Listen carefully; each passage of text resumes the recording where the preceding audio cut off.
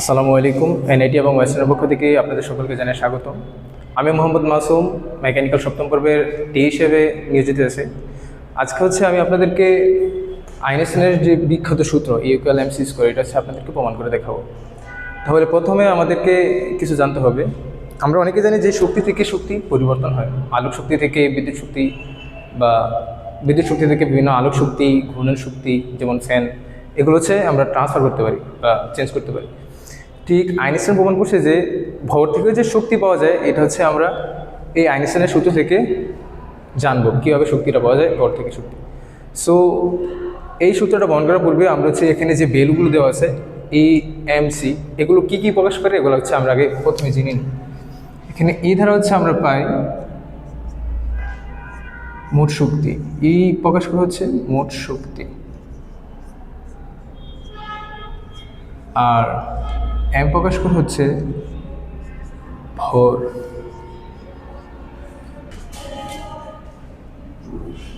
আর c আলোর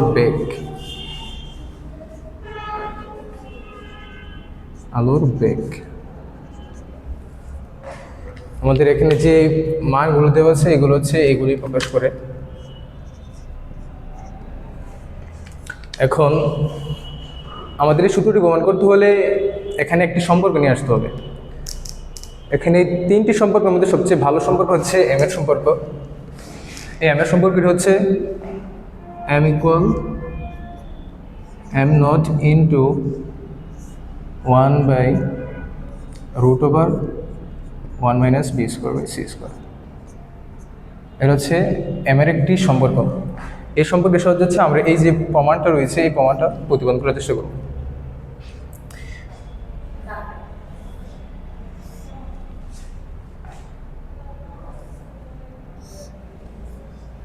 আচ্ছা, দেন আমরা এটাকে আরও মিনিমাইজ করি বা আমাদের বোঝার সুবিধাতে আরও সহজ করি। এটাকে আমরা m =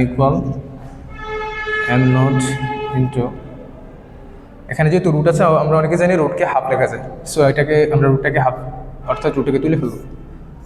1 - b²/c²,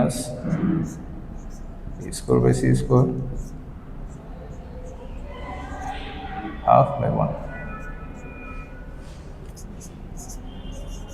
then m = m0 into, আমরা এখানে রুটটাকে যে হাফটা আছে এই হাফটাকে উপরে নিয়ে যাব, অর্থাৎ এই যে মানটা আছে এই মানটাকে আমরা উপরে নিয়ে যাব।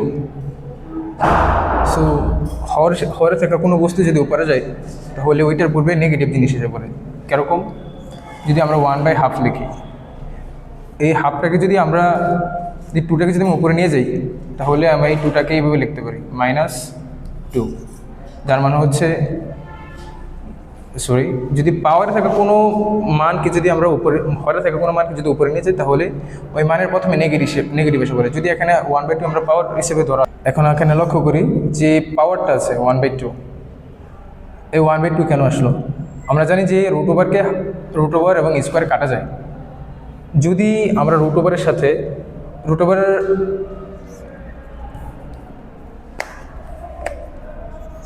রুট ওভার এবং স্কোয়ার যদি কাটা যায়, রুট ওভারে যদি স্কোয়ার কাটা যায় তাহলে এখানে তো আমাদের পাওয়ার দরকার।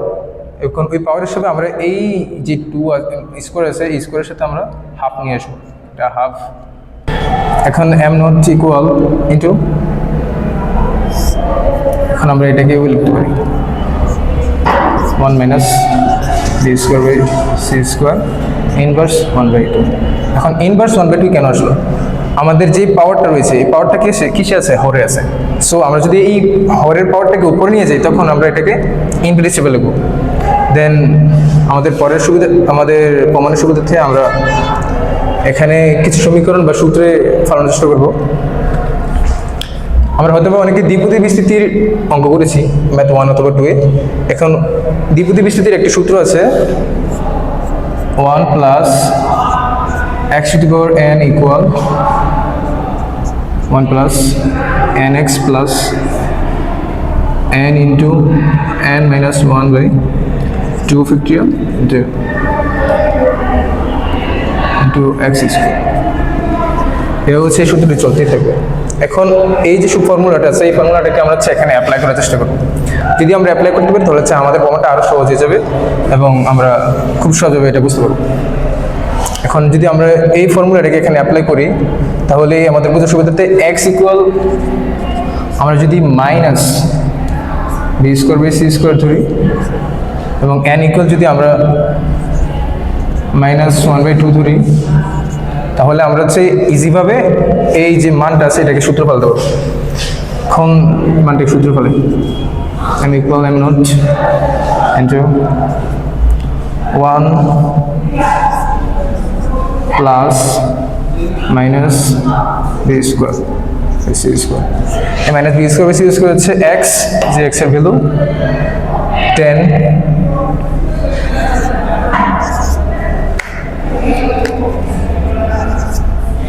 এক্স এর ভ্যালু হচ্ছে -1/2। দেন হচ্ছে যেহেতু আমরা এটাকে এই ফর্মুলার মধ্যে মেক করেছি, সো আমরা এটাকে আর সূত্র অ্যাপ্লাই করি। নোট ইন্টু, এখন এই ফর্মুলাটা হচ্ছে 1 এর 1 প্লাস n হচ্ছে -2, 1/2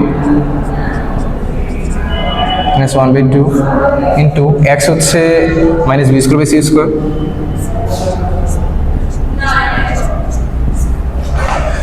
দেন প্লাস, দেন n হচ্ছে -1/2,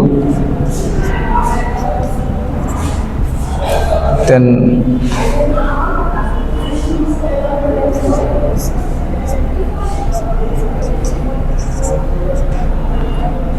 -1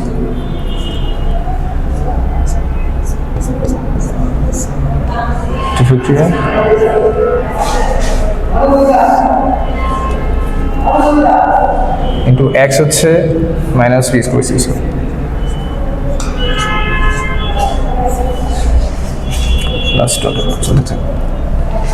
এখানে আমরা একটু লক্ষ্য করি, এখানে যে সমীকরণটা রয়েছে, এখন যদি এটাকে আমরা ক্যালকুলেশন করি, এটার যে মানটা আসবে, এটার যে ভ্যালুটা আসবে, এটা খুবই নগ্ন আসবে বা নিম্নমানের আসবে, যা খুবই সূক্ষ্ম, যা আমাদের এই প্রমাণের ক্ষেত্রে কোনো প্রভাব ফেলবে না। তাই আমরা এই যে ভ্যালুটাকে আছে, এই ভ্যালুটাকে বাদ দিয়ে পাই, যেহেতু এটা আমাদের প্রমাণের ক্ষেত্রে কোনো প্রভাব ফেলবে না, এর সূক্ষ্ম মান, তাই এটাকে আমরা আমাদের প্রমাণের সুবিধাটা না লিখে ভালো পাই। So then m equal m naught into 1, যদি দেখা -1/2 দিয়ে যদি এটা গুণ করি তাহলে হবে plus minus minus plus 1 v b square, 1 দিয়ে যদি বি কে গুণ করি বি এর বি স্কোয়ার, আর 2 দিয়ে যদি সি কে গুণ করি হচ্ছে 2c square.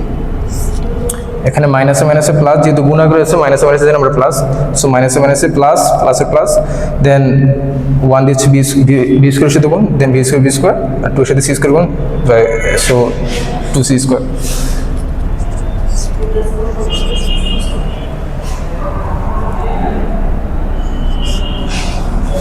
Then m equal m naught into, এখন m নট দিচ্ছে, আমি এই সমীকরণটাকে গুণ করবো, সো m দিয়ে যদি 1 কে গুণ করে হচ্ছে m নট প্লাস m দিয়ে যদি আমি V square by 2c square গুণ করি তাহলে হচ্ছে m naught v square by 2c square.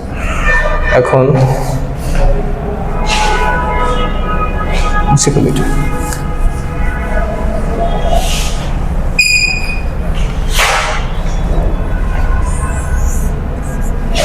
এখানে আসলে যেহেতু আমাদের এখানে ভর আছে এবং বেগ আছে এবং আলোর বেগও আছে, সো এখানে আমাদের যদি উভয়পক্ষকে আমরা সি স্কোয়ার দ্বারা গুণ করি, আলোর বেগ স্কোয়ার দ্বারা গুণ করি, তাহলে আমাদের প্রমাণটা আরো সহজ হয়ে যায়। উভয়পক্ষকে এম সি স্কোয়ার দ্বারা গুণ করি।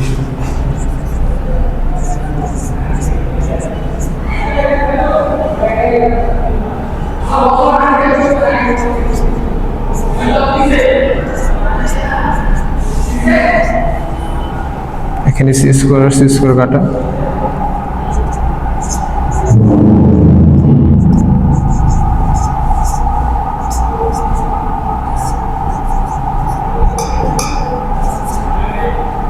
এখন আমরা একটু লক্ষ্য করি, এখানে যে ভ্যালুটা বের হয়েছে এই ভ্যালুটা হচ্ছে দুই রকমের শক্তি প্রকাশ করে। এখানের এই m naught into c square দ্বারা হচ্ছে আমরা কোনো একটি বস্তুর নিশ্চল অবস্থার শক্তি পাই, মানে হচ্ছে এই সমীকরণ দ্বারা হচ্ছে আমরা কোন একটা বস্তুর নিশ্চল অবস্থার শক্তি পাই। আর এই যে ভ্যালুটা আছে এই ভ্যালু দ্বারা পাই হচ্ছে কোন একটি বস্তুর গতিশীল অবস্থার বেগ, গতিশীল অবস্থা ভি বেগে গতিশীল কোন একটি বস্তুর শক্তি হচ্ছে এই সমীকরণ দ্বারা আমরা পাই। এখন যদি আমরা এই দুই সমীকরণকে যোগ করি, দুই শক্তিকে যদি যোগ করি তাহলে পাবো হচ্ছে আমরা মোট শক্তি। আর মোট শক্তি হচ্ছে এখানে ইকুয়াল দ্বারা প্রকাশ করা যায়, আর অর্থাৎ দুটি শক্তির যোগফল হচ্ছে মোট শক্তি। তাই আমরা এই যে দুইটি শক্তি আছে এই শক্তির জোড়কে যদি যোগ করি তাহলে হচ্ছে আমরা এই রাখতে পারি। So m c square equal দুইটি যোগফল হচ্ছে যদি মোট শক্তি হয় তাহলে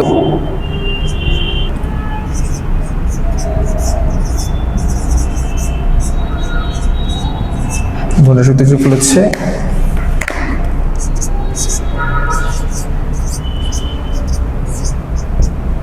এই দুটো শক্তি হচ্ছে আমরা এই লিখতে পারি। So equal m c square, সূত্রটি প্রতিপাদন করা হবে।